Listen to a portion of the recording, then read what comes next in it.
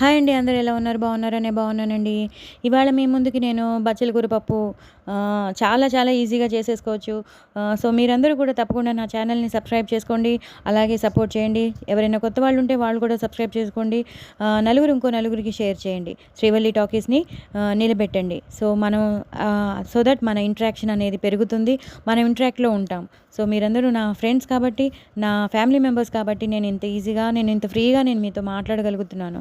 So, మీకందరికీ నేను variety of recipes నేను షేర్ చేస్తున్నాను. అన్నీ తెలిసినవే అయ్యుండొచ్చు. మీరేం పెద్ద గొప్పగా కొత్తవేమైనా చెప్తున్నారా అనుకోవచ్చు. ఒక్కొక్కళ్ళు ఒక్కొక్క డిఫరెంట్ మోడల్‌లో చేస్తారండి. అందరిది ఒకటేలా ఉండదు. మీరు వేరేగా చేస్తారు. నేను వేరేగా చేస్తాను. దాంతో టేస్ట్ మారిపోవచ్చు. సో, ఎవరి విధానం వేరేగా ఉంటుంది. సో, మీ విధానం బట్టే మీరు విధానం చేసుకునేటట్టే నా విధానం కూడా ట్రై చేయమని చెప్తున్నాను. అంతే, వేరే ఉద్దేశ్యం ఏమీ లేదండి. సో, మీరందరూ నచ్చితే మాత్రం తప్పకుండా మీరు ట్రై చేయండి. సో, మీరందరూ ట్రై చేస్తారని అనుకుంటున్నాను. ఒక్కొక్క విధానం బట్టి ఉంటుంది కాబట్టి ఈ విధానం కూడా ట్రై చేసి ఎంజాయ్ చేయండి. మీరు చేసుకున్న విధానాన్ని కూడా మీరు చేసుకుని ఎంజాయ్ చేయండి. సో, అన్ని రకాలుగా ఎంజాయ్ చేయాలనే కదండి మనం అందరం ఉన్నది. సో, మీరు ఇవాళ నేను బచ్చల కూర పప్పు చాలా ఈజీగా చేసేసుకోవచ్చు. బచ్చల కూర తీసేసుకోండి. మా ఇంట్లో బచ్చల కూర ఉంది కాబట్టి నేను వెంటనే అప్పటికప్పుడు కోసేసి బచ్చల కూర తరిగేసి పెట్టేసుకున్నాను. సో, పప్పు వండేసుకోండి. పప్పును ఉడకబెట్టి పెట్టేసుకోండి. పప్పు ఎప్పుడైతే ఉడికిపోయిందో దాన్ని మ్యాషప్ చేసేసేయండి. పప్పుతో పాటే మీరు బచ్చల కూరను కూడా మీరు సన్నగా తరిగేసి పచ్చిమిరపకాయలు వేసేసి కొంచెం పసుపు వేసేసి ఉడకబెట్టేసుకోండి. కొంచెం కారం కూడా వేసేసి ఉడకబెట్టేసుకోండి. పసుపు, కారం, పచ్చిమిరపకాయలు వేసేసి మీరు ఉడకబెట్టేసుకుంటే పప్పుతో పాటు ఉడికిపోతాయి.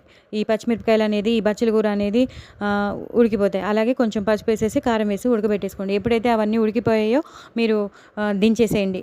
అదే కుక్కర్లో పెట్టేసేయండి. 3-4 విజిల్స్ తర్వాత బాగా ఉడికిపోతుంది. కిందకి దించాక చల్లారిపోయాక మొత్తం అంతా మ్యాష్ చేసేయండి. మ్యాష్ చేసేస్తే మొత్తం బచ్చల కూర అంతా మ్యాషప్ అయిపోతుంది. మ్యాషప్ అయిపోతే చాలా మెత్తగా తయారవుతుంది. ఇప్పుడు మీరు స్టవ్ మీద పప్పును పెట్టండి. పప్పును పెట్టి మీరు కొంచెం కలుపుతూ ఉండండి. మీరు కొంచెం హాఫ్ గ్లాస్ వాటర్ వేయండి. మరీ గట్టిగా ఉంటే బాగోదు కాబట్టి కొంచెం హాఫ్ గ్లాస్ వాటర్ వేయండి. హాఫ్ గ్లాస్ వాటర్ వేస్తే కొంచెం సెమీ లిక్విడ్గా ఉంటుంది.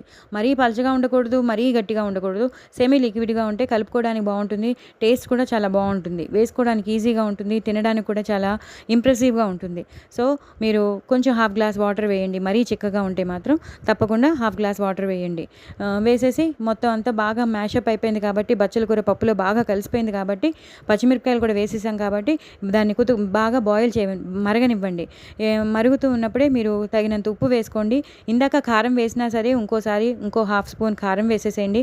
కారం వేసి బాగా బాయిల్ అవ్వనివ్వండి. బాయిల్ అయిపోతున్నప్పుడు దాన్ని దించేసి మీరు ఉల్లిపాయలు కావాలంటే, రెస్టారెంట్ స్టైల్లో కావాలంటే ఉల్లిపాయలు వేసుకునే వాళ్ళు ఉల్లిపాయలు కూడా వేసుకోవచ్చు ఇలాంటి పప్పుల్లో. కొన్ని మీల్స్ వస్తూ ఉంటాయండి. ఆ మీల్స్లో వాళ్ళు పప్పులో కూడా ఉల్లిపాయ వేస్తూ ఉంటారు. సో, అలా కూడా వేసుకోవచ్చు. వెల్లుల్లిపాయ పోపు పెట్టుకునే వాళ్ళు వెల్లుల్లిపాయ పోపు కూడా పెట్టుకోవచ్చు. అక్కర్లేని వాళ్ళు స్కిప్ చేసేయచ్చు. సో, నేను ఇద్దరికి చెప్తాను కాబట్టి, తినేవాళ్ళకి తినని వాళ్ళకి చెప్తాను కాబట్టి మీ అనుగుణంగా మీరు ఫాలో అయిపోండి. సో, ఎప్పుడైతే పప్పు బాగా మగ్గిపోయి బాగా బాయిల్ అయిపోతూ ఉంటుందో దాన్ని దించేసేయండి. దించి పోపు వేయండి. ఆవాలు, జీలకర్ర, ఎండుమిరపకాయలు వేసేసి కొంచెం ఇంగువ వేయండి. ఇంగువ మాత్రం కొంచెం ఎక్కువ వేయండి. ఎక్కువ వేసేసి వెల్లుల్లిపాయలు వేసుకునే వాళ్ళు వేసుకోండి. అక్కర్లేని వాళ్ళు మానేసేయండి. సో, స్కిప్ చేసేయండి. సో, ఎప్పుడైతే అది పోపు వేగిపోయిందో ఆ పోపుని మీరు ఈ బచ్చల కూర పప్పులో వేసేసి మూత పెట్టేయండి. 2 నిమిషాల తర్వాత మళ్ళీ తీసేసి ఆ పప్పుని స్టవ్ మీద పెట్టి బాగా మరగనివ్వండి. మరగనిచ్చాక కొంచెం కరివేపాకు వేసేయండి. మళ్ళీ ఇంకోసారి కరివేపాకు వేయండి. అలాగే కొంచెం కొత్తిమీర కూడా వేసేసేయండి.